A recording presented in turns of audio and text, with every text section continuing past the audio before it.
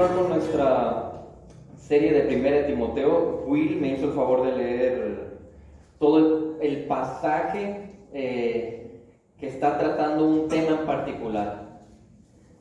Veíamos las semanas pasadas, cuando estábamos estudiando Timoteo, los versículos 3 al 4, que son la primera parte de todo este esquema o este marco de los falsos maestros que estaba mencionando Pablo. Y Pablo nos está diciendo, cuídense de los falsos maestros. Pero ¿cómo nos vamos a cuidar de los falsos maestros? Tenemos que saber ciertos detalles de ellos, características que nos advierten. Y una de esas características que nosotros observábamos era precisamente hablar de temas como el problema que tienen estos falsos. Uno de esos problemas era que ellos estaban desviando de la palabra a las personas.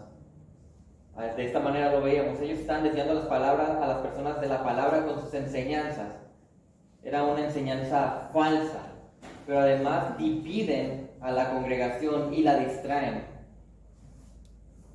Y no solamente vamos a quedarnos observando el problema dentro de todo este cuidado que debemos de tener de los falsos maestros, sino que el día de hoy vamos a llegar a observar el versículo 5 y 6 para darnos cuenta también de el resultado. Creo que se le acabó la pila, tal vez por eso. Ok, muy bien, así lo voy a tener entonces. Entonces vamos a ver ahora también el resultado que tienen estas personas, qué resultado tiene su influencia, qué resultado tiene su enseñanza, qué resultado tiene el que haya falsos maestros en algún lugar. Pero antes de entrar al tema, quería mencionar que el viernes tuve la oportunidad de platicar con algunos varones y mencionábamos lo fundamental que es para el creyente el hecho de que éste tenga sana doctrina. Porque sin una sana doctrina, difícilmente podemos aplicar la Biblia de manera adecuada y tener una vida que sea lo más santa posible. Es solamente cuando yo interpreto adecuadamente las Escrituras que tengo esta oportunidad de poder identificar ciertos pecados, de poder saber cómo mortificarlos, de saber cómo debo glorificar a Dios. A final de cuentas, la sana doctrina a mí me va a ayudar a saber de mejor manera quién es Dios, quién soy yo, qué quiere de mí el Señor y cómo hacerlo. Y cuando nosotros entendemos este tipo de cosas, va a ser muchísimo, pero muchísimo más fácil que yo pueda crecer en santidad. De otra manera, cuando haya ese déficit de sana doctrina, empezaremos a aplicar cosas, tal vez muy sinceramente, pero de manera equivocada. Hablamos sobre el ejemplo de personas como los testigos de Jehová, los católicos, los mormones, los apostólicos, que dentro de esos grupos hay personas que de verdad son tan sinceras en las cosas que están haciendo. Tristemente, es una sinceridad que camina rumbo a un estilo de vida erróneo, de acuerdo a la palabra. Así que están sinceramente equivocados. Y ese es un gran problema cuando no tenemos la sana doctrina. Entonces, en este caso, cuando vamos a hablar acerca de los falsos maestros, es fundamental que entendamos que estos, por más elocuentes, por más piadosos, por más agradables que parezcan, ellos no te conducen a una sana doctrina. Ellos no te conducen a una aplicación adecuada de la palabra. Y eso lo vemos en estos versículos. El resultado. Observen lo que dice 1 Timoteo 1, 5 al 6. Recuerden, aquí Pablo está hablando de los falsos maestros, nos está advirtiendo, y ahora para hablarnos de ellos y para indicarnos cómo debe ser el creyente, nos hace un contraste. Habló de los falsos maestros y dice, pero el propósito de nuestra instrucción, está diciendo, a diferencia de ellos, a lo contrario de ellos, nuestro propósito, dice, es el amor. ¿Y qué tipo de amor? Dice, nacido de un corazón puro, de buena conciencia y de una fe sincera. Continúa en el versículo 6, pues algunos, desviándose de estas cosas, se han apartado hacia una vana palabrería, hablando de cómo es la enseñanza y el resultado que tienen estos falsos maestros. Así que, para entender el día de hoy el resultado, lo vamos a ver en dos aspectos. El resultado de los falsos maestros es ir en contra del amor bíblico y enseñanzas sin sustancia. Veamos el primer punto entonces, ir en contra del amor bíblico. Ahí en el versículo 5 de 1 Timoteo 1. Pablo está hablando de la diferencia que tiene el propósito de las enseñanzas de ellos y las enseñanzas con una sana doctrina. Hay un contraste aquí, y el contraste está en la instrucción que ellos dan. Básicamente, aquí Pablo dice, la instrucción de estos hombres va en contra de cómo debe ser el amor bíblico. Ojo, aquí Pablo no dice que ellos no hablan del amor. Aquí Pablo dice que ellos en sí no es que digan, no tengan amor a las personas, pero están promoviendo algo que no es el amor bíblico. Y Pablo te dice, hay una diferencia entre que alguien te diga que debes de amar y alguien que te dice, así debes de amar bíblicamente. Son cosas muy diferentes. Porque el día de hoy estamos rodeados de lugares que te dicen que están exponiendo el amor como primer lugar, pero tristemente exponen un amor que no es bíblico. Un amor que está más centrado en el hombre que en Dios. Así que dice el propósito de la sana doctrina, de la instrucción bíblica, lleva al amor.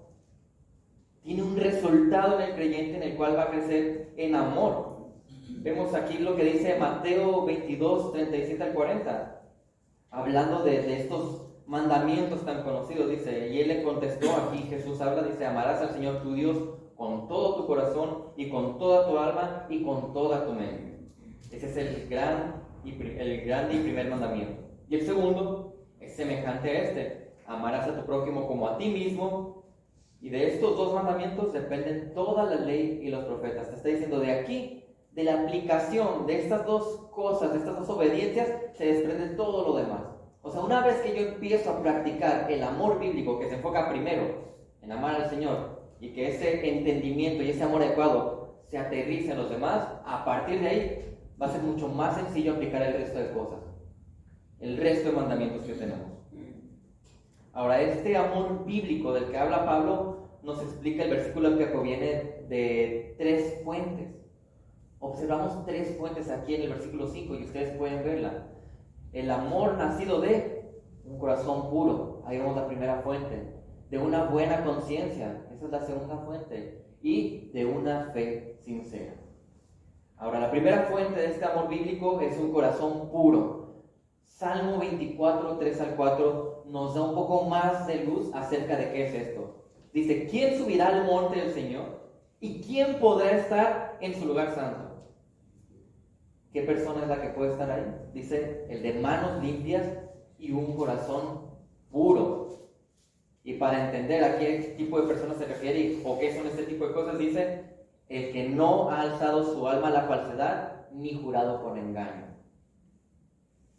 Aquel que básicamente, en pocas palabras, ha sido regenerado y tiene como resultado la obediencia a Dios.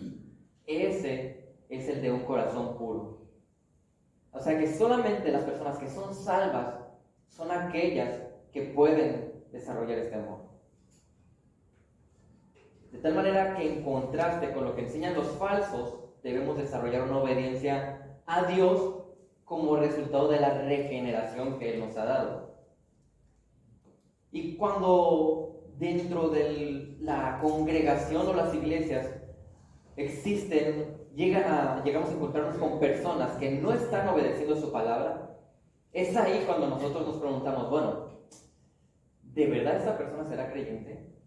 ¿Por qué? Porque es un resultado tan visible que cuando alguien es creyente que está obedeciendo, es tan natural para el creyente obedecer al Señor que cuando alguien no lo hace, nos hace dudar. Es como cuando nosotros observamos un árbol. Si es un árbol de naranja y este árbol está seco, ¿qué vamos a pensar? Pues este árbol debe estar muerto, porque ¿qué es lo natural del árbol de naranjas? Dar naranjas. Tiene que dar fruto. Así que es algo natural que debe surgir de aquellos que han nacido de nuevo. Y este amor nace entonces de la regeneración, del ser salvos. ¿Cuál es la segunda fuente que vemos ahí? es una buena conciencia. En este caso, el texto menciona buena y hace referencia a algo que puede producir placer, satisfacción o una sensación de bienestar. Y eso es lo que te está hablando, es esta bondad a la que se refiere, de donde nace el amor, tiene que ver con estas sensaciones, estos aspectos de plenitud. Pero habla también de la conciencia. ¿Qué es la conciencia? A veces puede ser un poco ambiguo hablar de la conciencia, pero básicamente es la facultad que Dios le dio al hombre para tener la capacidad de juzgarse a sí mismo. ¿Y dónde la vemos? ¿Dónde es más fácil notar que nosotros tenemos conciencia? Cuando nosotros estamos haciendo algo que es pecaminoso, algo que es malo, eso que nos acusa internamente es la conciencia que el Señor nos ha dado. Pero ¿cómo sabemos que Dios nos dio una conciencia? ¿Acaso lo dice la Biblia? Dice Romanos 2, 14 al 15, porque cuando los gentiles, o sea, aquellos que no son creyentes, lejos de conocer lo que es la ley del Señor, dice que no tienen la ley, cumplen por instinto los dictados de la ley, ellos, no teniendo la ley, son una ley para sí mismos. O sea, se están acusando a sí mismos aún sin conocerla, porque hay una conciencia que te está diciendo que algo está bien y algo está mal. El versículo 15 dice, porque muestran la obra de la ley escrita en sus corazones, su conciencia dando testimonio y sus pensamientos acusándolos unas veces y otras defendiéndolos cuando están haciendo algo adecuado. Así que una buena conciencia es aquella que está libre de ofensas contra Dios y los demás. Esa es una buena conciencia. Libre de ofensas contra Dios y los demás. Y de ahí nace este amor del que está hablando Pablo. La paz, confianza, gozo, esperanza, valor y contentamiento. Todas estas características son resultados de esa conciencia. Y por lo tanto, es lo que va a permitir que yo empiece a desarrollar el amor bíblico. Ahora ya no solo estamos hablando de regeneración, estamos hablando del uso de algo que Dios nos ha otorgado como seres humanos, pero de la manera adecuada. Básicamente la conciencia es distinguir que algo esté bien y algo está mal. Por lo tanto, yo como creyente o nuevo creyente, ¿qué tengo que hacer con esa conciencia? Tengo que informarla. Yo tengo que darle cierta información correcta, la bíblica, para que esta conciencia cada vez sea mucho más precisa cuando está distinguiendo entre algo adecuado y algo incorrecto. A eso se le llama discernimiento. Aprender a distinguir correctamente lo que Dios quiere. Que me acuse cuando de verdad estoy pecando y que me defienda cuando de verdad estoy haciendo algo en el nombre del Señor. Pero este amor no solamente nace de esta regeneración o de esta conciencia buena, sino que tenemos una tercera fuente aquí en el versículo, y es una fe sincera. Aquí cabe aclarar que el amor bíblico nace a partir de una fe sincera, de tal manera que es una fe genuina que da como resultado un amor verdadero. Cosa que los falsos, por su actuar y por su fe falsa, no podían demostrar. Podían aparentar amor, podían mencionarlo de una manera muy agradable, pero no tienen la capacidad de demostrarla porque estos falsos estaban lejos de tener una fe sincera. Según de Timoteo 1:5 dice, porque tengo presente la fe sincera que hay en ti, la cual habitó primero en tu abuela Loida y en tu madre Eunice, y estoy seguro que en ti también. Aquí lo que Pablo infiere es que la enseñanza de los falsos va en contra de provocar del que haya un amor bíblico, nacido de un corazón puro, de una buena conciencia y de una fe sincera. No sé si han escuchado que ciertos grupos te dicen que el amor es hablar bonito, es hablar suave, es ser lindo, agradable y decir las cosas buenas. Cuando alguien no está bien, cuando alguien está pecando, dile cosas bonitas. Dile cosas buenas para que lo animes. Y ese es el amor que principalmente se promueve en la mayoría de los grupos. ¿Podríamos decir que ese es un amor bíblico realmente? Porque posiblemente, recordemos, estos falsos maestros son elocuentes, agradables, inteligentes. Y no creo que los falsos maestros hayan ganado toda esta influencia a base de decirles cosas, verdades que duelen a las personas. ¿Cómo los falsos maestros hacen tantos adeptos? Pues manejan un amor antibíblico, un amor que agrada mucho. A la gente le encanta escuchar cosas agradables de ellos. A nosotros nos encanta eso, que nos estén llenando, ¿no? Orgullo, ego, que no nos digan las cosas feas. Pero ese no es el amor bíblico, y es el amor que sí estaba promoviendo Pablo en su lugar. Aquí hay unas cuantas buenas aplicaciones que podemos obtener de este primer versículo, el versículo 5. Primero que nada, debemos de evaluar qué tipo de amor es el que yo estoy demostrando. O si acaso estoy demostrando un amor adecuado que se enfoca primeramente en la gloria de Dios. Y luego aterrizarlo al prójimo. Entonces, ¿qué es lo que tengo que evaluar? ¿Qué es lo que tengo que pensar? ¿Cómo voy a saber yo si tengo un amor bíblico hacia Dios? ¿Qué es lo que el creyente puede empezar a hacer para identificar si tiene este amor bíblico hacia Dios? ¿Qué tenemos que hacer? Es una pregunta importante, crucial. Bueno, se evalúa de acuerdo a lo que tiene tu vida. ¿Qué es lo que está pasando en tu vida? ¿Qué actividades realizo durante la semana? Durante esa semana, durante las 24 horas del día que el Señor me da para que lo administre adecuadamente y que en esas 24 horas yo le dé gloria al Señor, ¿qué estoy haciendo? Ahí se evidencia que tanto amo al Señor. ¿Cuánto tiempo me acerco a Él para hablar con Él? Para orar. ¿Cuánto tiempo dedico a conocerlo más? ¿Cuánto tiempo dedico a buscar las maneras de servirle? ¿De qué manera, cuando estoy haciendo actividades externas, estoy buscando darle la gloria? Ahí es donde estamos nosotros notando qué tanto amor tenemos por el Señor. Observando qué deseo. ¿Cuál es mi visión del éxito? ¿Qué es lo que quiero alcanzar? ¿Qué decisiones estoy tomando y en base a qué? ¿Dónde está el Señor en mis decisiones? ¿En qué momento surge el Señor cuando tomo una decisión? Ahí nosotros nos damos cuenta de cuánto estamos amando al Señor. Y ahora, ¿cómo me doy cuenta de cómo amo a mi prójimo? ¿En qué manera lo noto? Primeramente, en la iglesia local, ¿qué estoy haciendo yo por mis hermanos? ¿Cómo los estoy buscando? ¿Estoy orando por ellos? ¿Estoy relacionándome con ellos, buscando el contacto para conocerlos, para saber sus necesidades? ¿Qué estoy haciendo con el prójimo en general? ¿Comparto el evangelio con los perdidos que tengo cerca de mi contexto? Familiares, compañeros de trabajo, compañeros en la escuela, vecinos, etc. Así es como yo puedo evaluar mi amor, de acuerdo a cómo estoy viviendo.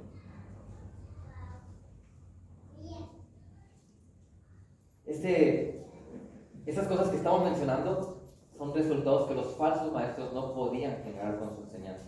Por eso Pablo lo está contrastando. Está diciendo, no, ellos no están apuntando a eso ya.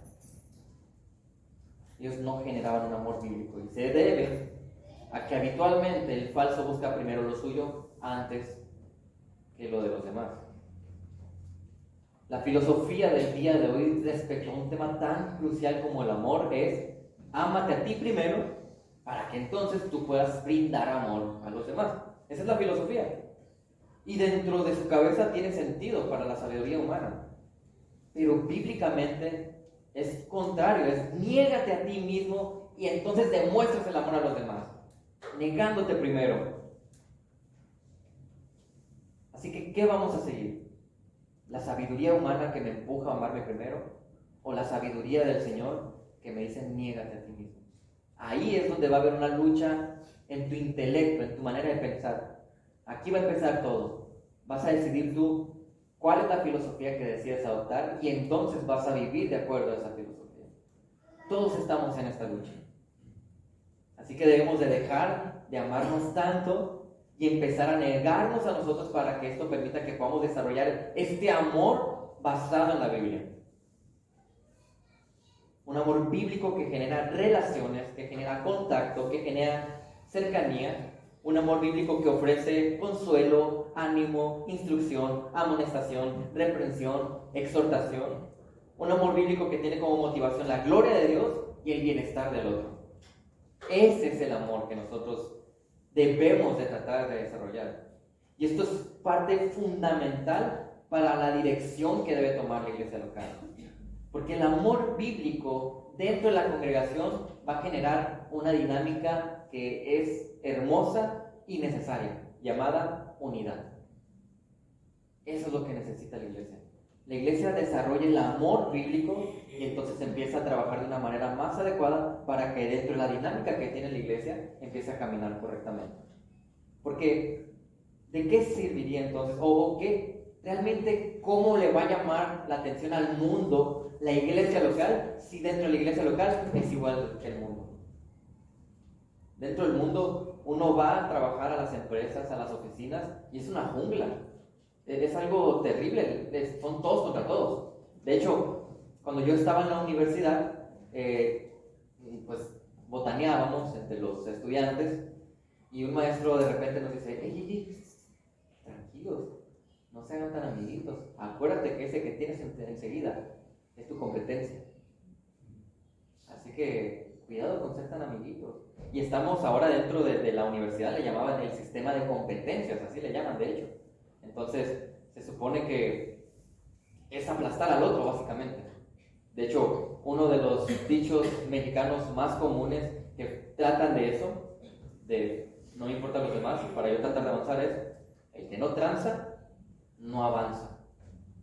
O sea, primero busco la manera más sencilla de lograr lo que yo quiero antes de importarme cualquier cosa a los demás, aunque haya ciertas reglas impuestas por otros.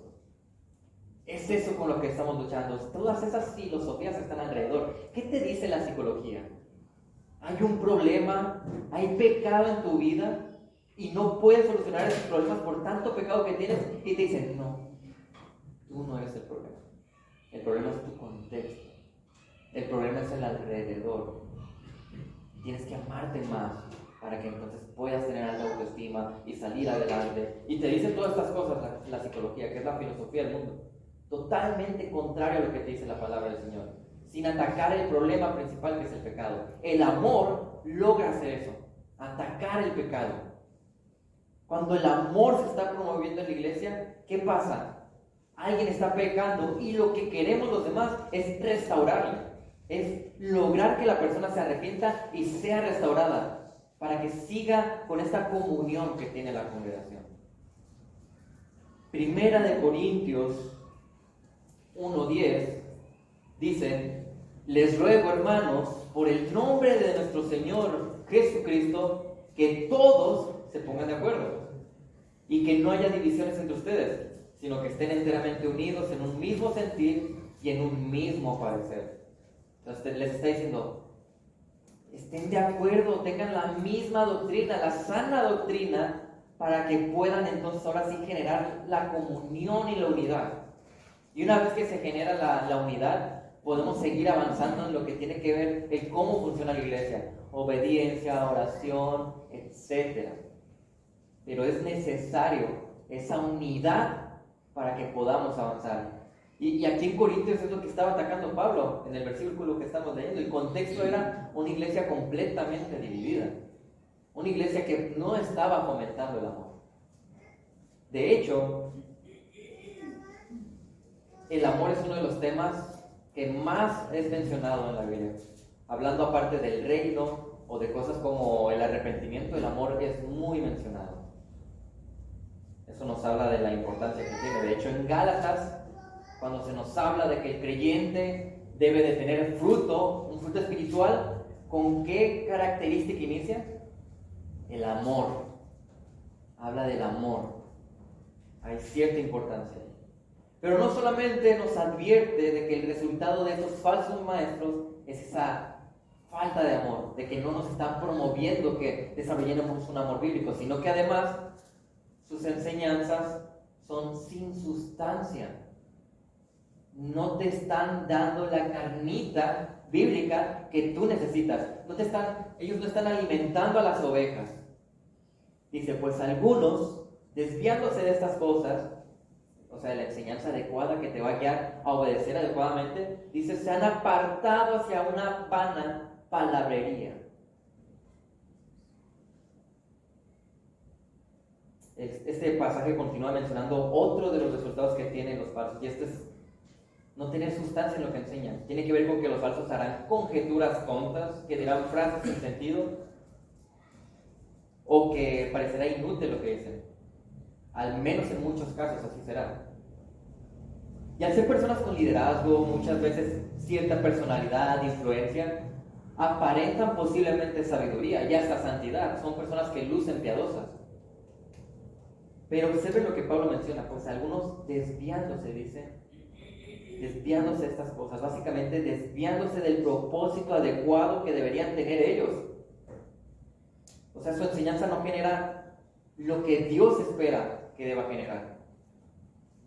Y la palabra desviándose tiene como significado el no dar en el blanco. O sea, ellos no son precisos en trazar la palabra de la verdad. Así que están apuntando hacia otros lados. Dios dice, cuando uno enseña, cuando tú eres maestro, debes de hablar de parte del Señor, porque son sus palabras lo que se está predicando. Ellos no lo hacen, apuntan a otro lugar. Están hablando otras palabras, sus palabras tal vez, su sabiduría, sus preferencias, pero no la palabra del Señor. Implica que su enseñanza no es correcta, que su interpretación es fundamental, que su interpretación no es adecuada. Si nosotros deseamos crecer, es fundamental que se interprete la Biblia correctamente. Estábamos también el viernes, unos varones reunidos, y hablábamos del tema de la autoridad de la Biblia. La Biblia tiene autoridad para decirnos cómo debemos de vivir.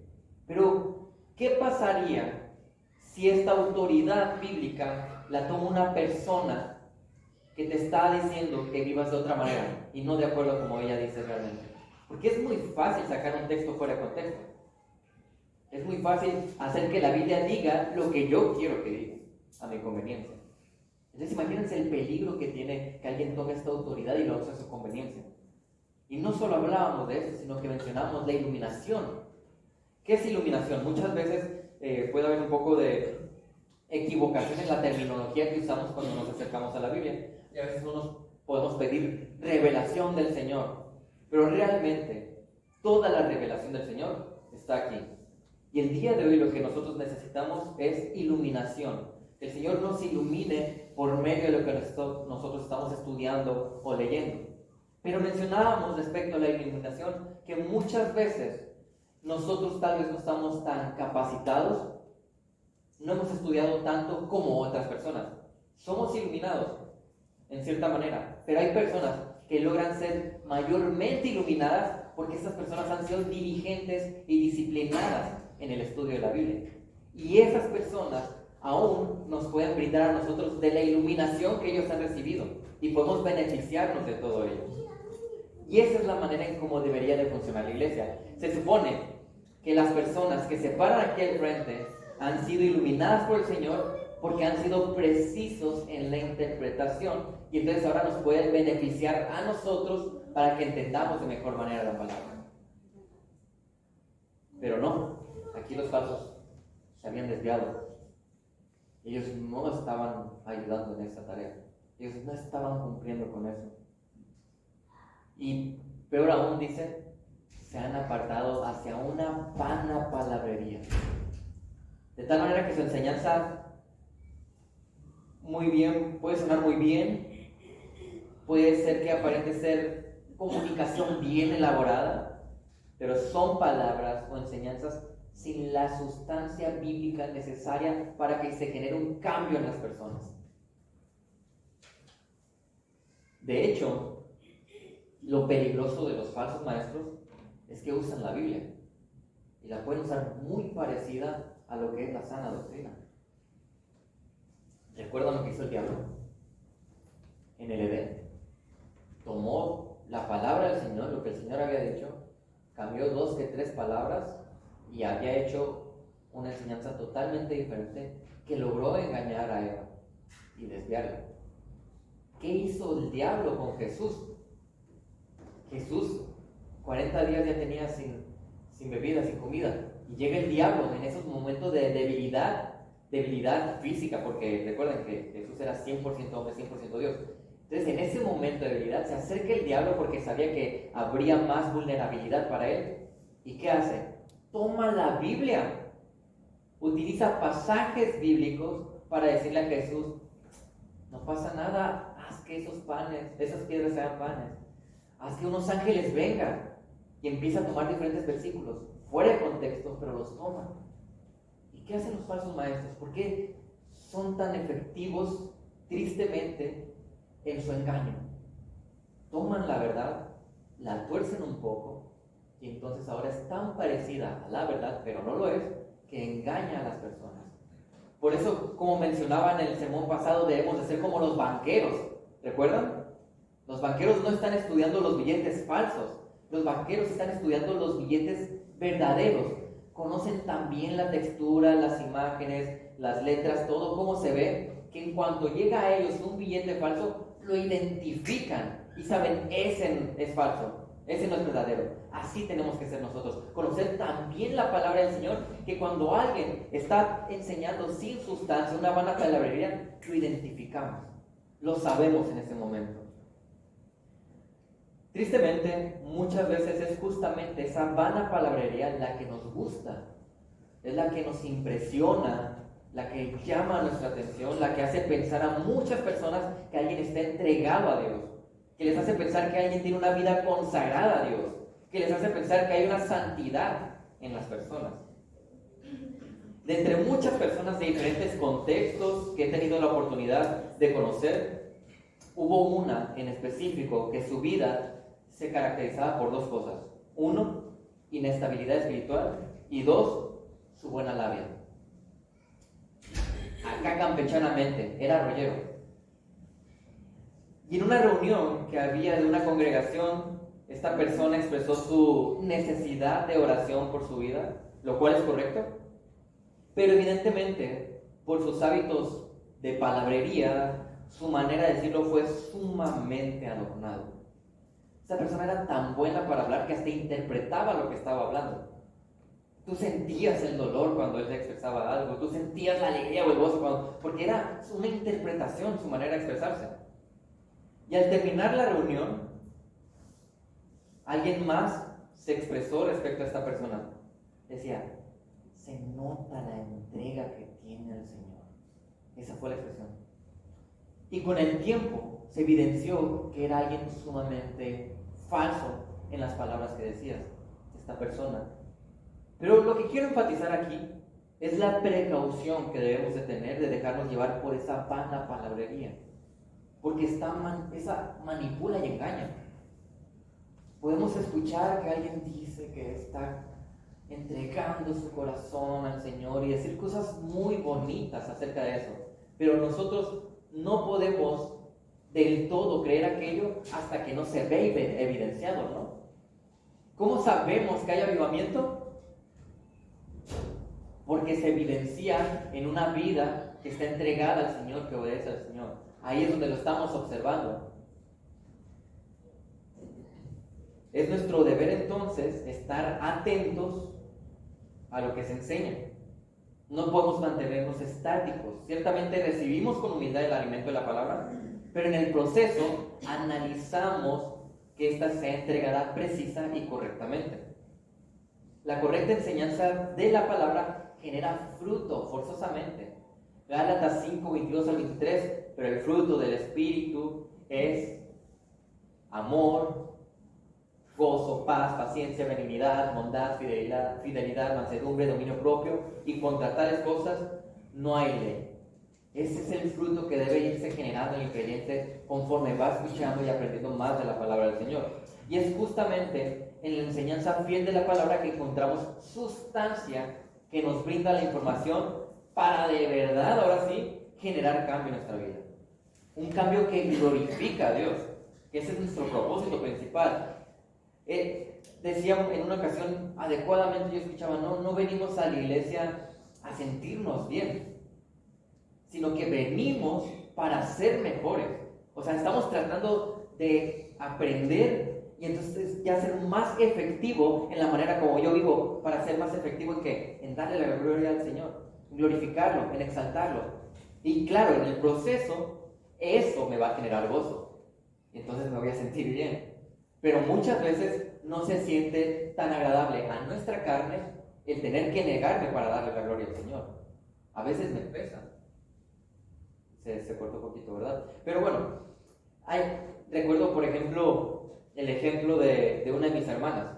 Siempre mi hermana menor y yo le hacíamos un poco de carrilla de que era muy matada o muy justa en su manera de ser. Y mi hermana, cuando estaba en la prepa, lo habitual es, tarde un profe en venir, vamos a irnos, si tardó 5 minutos, vámonos, órale, nos la pinteamos, no, esa es una palabra habitual. Y mi hermana, a su manera de ser, decía, no, yo me quedo porque tenemos que esperar al profe. Y todos, no, pues, qué mala onda. Siempre la están atacando y le empezaron a decir ciertos apodos, burlándose de ella. Y parece una cosa súper pequeñita, insignificante. Pero es en esos pequeños detalles donde nosotros mostramos esa fidelidad de verdad.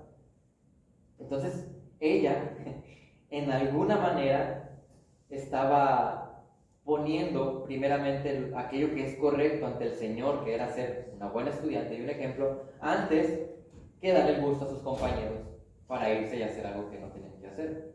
Es insignificante, pero para un joven de prepa era complicado enfrentar esa situación.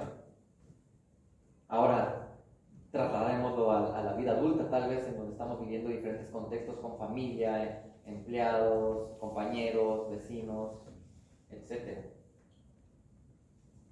El día de hoy no necesitamos escuchar filosofía del mundo, cómo la psicología supuestamente puede diagnosticar. No necesitamos que se nos suban a los púlpitos hombres que quieren entretener, porque no, el púlpito no es para dar monólogos, no es para contar chistes, no es para hablar experiencias o solamente testimonios. No es para esperar una supuesta revelación de Dios o atacar directamente a personas que no piensan o hacen lo que yo quiero. No, en los púlpitos se predica la palabra porque ella sola es suficiente y eficaz. Es la autoridad de la palabra. Es lo que tenemos que estar recibiendo. Hebreos 4:12 dice, porque la palabra de Dios es viva y eficaz. ¿Qué más necesitamos que la palabra? Que tiene estas características y dice, y es más cortante que cualquier espada de 2 filos, que penetra hasta la división del alma y del espíritu, de las coyunturas y los tuétanos. O sea, va hasta lo más profundo de tu vida. Hasta ahí entra la palabra del Señor. Dice, y es poderosa para discernir los pensamientos y las intenciones del corazón.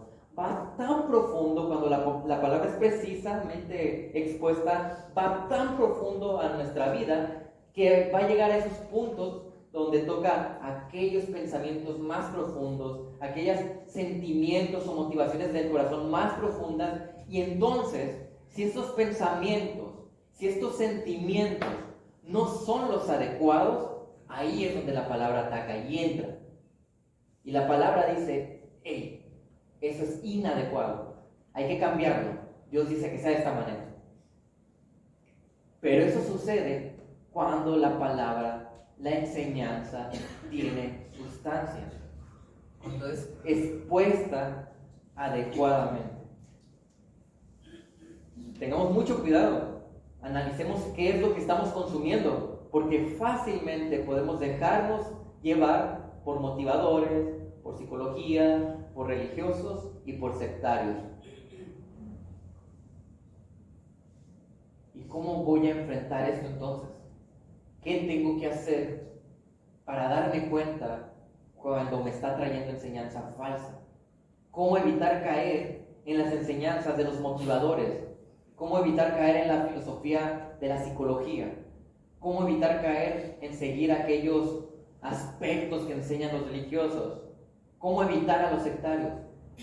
¿Qué tenemos que hacer? Algo que comentábamos en el primer punto, debemos desarrollar un discernimiento que nos permita distinguir adecuadamente lo que Dios desea que tomemos como alimento, su palabra. Efesios 5, del 10 al 11, dice, examinen qué es lo que le agrada al Señor y no participen en las obras estériles de las tinieblas, sino más bien desenmascárenlas. Es muy importante hacer énfasis en lo fundamental que es para la vida cristiana el crecer en discernimiento. Es tan importante. Pongámonos a pensar, en el momento en que yo tengo que tomar una decisión adecuada, ¿qué necesito? Discernimiento. En el momento en el que yo tengo que decidir en mi vida si pecar o no, ¿qué necesito? Discernimiento. Cualquier área de nuestra vida está manchada de nuestro discernimiento y constantemente en nuestro caminar lo estamos utilizando. La cosa es que si yo no he crecido adecuadamente en este aspecto, difícilmente distingo adecuadamente. Y entonces puedo empezar a tomar malas decisiones, aplicar incorrectamente la Biblia, a vivir de una manera que no agrada a Dios, solamente por la falta de discernimiento. Por eso es tan importante. En pocas palabras, el discernimiento, el que yo sea dedicado a la palabra, va a cambiar mi cosmovisión. O sea, cambia la forma en cómo yo veo la vida. Y es una cosmovisión que poco a poco, siendo informada, adquiriendo más entendimiento, se va alineando y haciendo más bíblica. Porque mi cosmovisión actualmente, nuestra cosmovisión, está afectada por nuestra cultura. Está afectada por la sociedad. Está afectada por mi educación. Está afectada incluso por mi educación académica. Está afectada por mis preferencias. Entonces, tiene tantas cosas alrededor de mi cosmovisión que tienen que irse eliminando, que es mucho trabajo el discernir. Y es que implica tanta humildad esto. Implica que yo empiezo a desechar cosas que a veces me agradan. Es que ese dicho de mi abuela era tan bueno, esa receta para la gripa, y parece insignificante, ¿no? De, bueno, la gripa. Hablar sobre una receta, de una idea de mi abuela sobre la gripa, ¿qué tiene de malo? Bueno, es que la cosmovisión toca todas las áreas de tu vida. Y en tanto más bíblicos seamos, en general, incluso aquellos aspectos que parecen que no son bíblicos, son afectados. Así cambia la cosmovisión, nuestra vida. Y rompe ese patriotismo que a veces tristemente tenemos sobre nuestra cultura. Es que yo soy de México, o yo soy de Mochis, o yo soy de la cantera, para los que somos de la cantera. y dices, no, ¿qué importa de dónde soy yo? Si en esta vida soy solo un peregrino. ¿Saben de dónde soy yo? Del reino eterno. Yo pertenezco a Cristo, mi cultura ya no existe. Pero esas cosas suceden cuando estamos empezando a cambiar la cosmovisión y desarrollando el discernimiento. Esto me permite a mí pensar de mejor manera, sentir de mejor manera y por lo tanto vivir de mejor manera. Hacer mejor toma de decisiones. Pero como les digo, esto se desarrolla. Y en nuestro caminar, ese es un proceso donde estamos creciendo, desarrollando. Es nuestra carrera. Estoy pareciéndome más a Cristo en la medida en que crezco en estos aspectos. Pero esto se desarrolla solamente si eres creyente. La única manera en la que yo puedo crecer en el amor bíblico mencionado en el primer punto y en el discernimiento mencionado aquí es solamente si eres creyente. Tristemente, un no creyente en ninguna manera puede tener una vida que agrade al Señor. Tristemente. Ellos, por más amor que quieran demostrar, no demostrarán un amor verdadero o bíblico que espera el Señor. Por más discernimiento que ellos quieran tener, si acaso lo más que pueden alcanzar es desarrollar moralidad y ética, pero nunca santidad y espiritualidad, porque no son creyentes. Y esas personas, nosotros por lo menos los creyentes tenemos la gran seguridad de que puedo hacer el mayor esfuerzo por demostrar amor, por crecer en discernimiento, e independientemente de lo que suceda en el proceso, yo voy a ir con el Señor. Pero aquellas personas que están intentando crecer en amor o en discernimiento y no son creyentes, y están tratando de tener toda esta vida buena y adecuada, a final de cuentas va a llegar un punto en el que estén frente al Señor, y si no son creyentes, aquello, tal esfuerzo que hicieron, no va a servir de nada. ¿Y qué va a pasar luego? Va a haber un juicio. Y Dios va a decir, tú no estás manchado con la sangre de Cristo. Así que tu destino no es el estar eternamente en mi gloriosa presencia llena de gracia, amor, misericordia, sino que van a estar en la presencia del Señor, pero viviendo otros aspectos, eternamente sufriendo la ira, el juicio y los resultados de la santidad de Dios. Así que si el día de hoy estamos aquí y no somos creyentes algunos de nosotros, es la oportunidad. Estamos escuchando un mensaje, podemos arrepentirnos. El Señor nos llama al arrepentimiento, pero está abierta la puerta, podemos ir a Él. Él presenta el Evangelio, el mensaje. Y si tenemos algunas dudas, podemos platicar al final. Están los pastores que pueden hablar con usted. Está Yosimar, Seth, Will o su servidor. Pero es importantísimo, antes de terminar, es importantísimo mencionar esto. Porque de nada sirve que yo escuche palabra, enseñanza con sustancia, enseñanza que apunta al amor, si yo no soy creyente. ¿A dónde voy a terminar yendo si disfruto mucho esto, pero no hay un cambio en mi vida, una regeneración? Y volviendo, nada más para mencionar aquí el tema, triste y peligrosamente, el cuidado que debemos tener de los falsos tiene que ver también con su desastroso resultado, el cual tiene como consecuencia ir en contra del amor bíblico y además contener enseñanzas sin sustancia, lo que deriva evidentemente en lo primero mencionado. El cuidado aquí es a no dejarnos llevar por ellos, pero también evaluarnos para evitar ser como ellos, porque puede ser que la influencia que yo esté dando a los demás sea parecida a la de ellos y no me esté dando cuenta. Entonces tengo que ser cuidadoso también. Por esta misma razón les motivo a mantenerse firmes en la fe, a mantenerse dedicados a la palabra, a la Biblia, y caminando en santidad para poder ser luz y sal en la congregación y en nuestro contexto.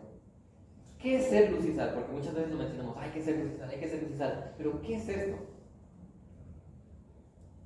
Vean aquí Mateo 5:13. Dice, ustedes son la sal de la tierra. Pero si la sal se ha vuelto insípida, ¿con qué se hará salada otra vez? Bueno, entonces, esa sal insípida dice, ya no sirve para nada, sino para ser echada afuera y pisoteada por los hombres. La sal preserva. Ese era el sentido de la sal en ese tiempo. La sal preservaba. Y si dice que nosotros tenemos que ser sal, ¿qué preservamos nosotros los creyentes? ¿Qué estamos preservando aquí en la congregación, en la iglesia local? La santidad. Como estamos todos pecaminosos, con nuestros hábitos pecaminosos luchando, tenemos que preservar la santidad. ¿Y la preservamos por medio de qué? De exhortación, de motivación, de aliento, de instrucción. De esa manera estamos nosotros preservando la santidad. Pero no solamente habla de la sal, ¿verdad? También decimos que somos luz. ¿Y qué dice aquí el versículo 14? Ustedes son la luz del mundo. Una ciudad situada sobre un monte no se puede ocultar. Ni se enciende una lámpara y se pone debajo de una vasija, sino sobre el candelero y alumbra a todos los que están en la casa.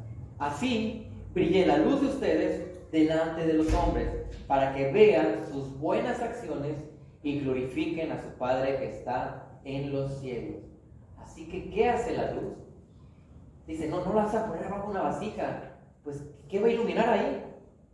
¿Qué sentido tendría? Entonces dice, ponla en un candelabro, para que pueda iluminar toda la casa.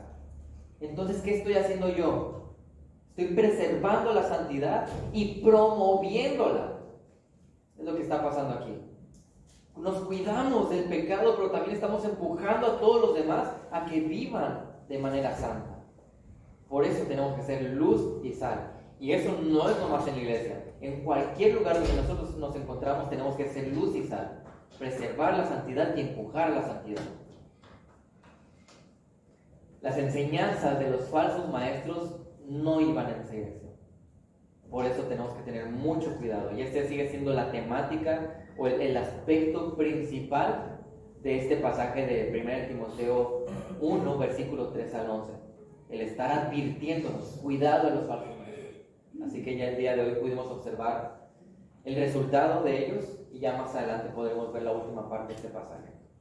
Los invito a que oremos.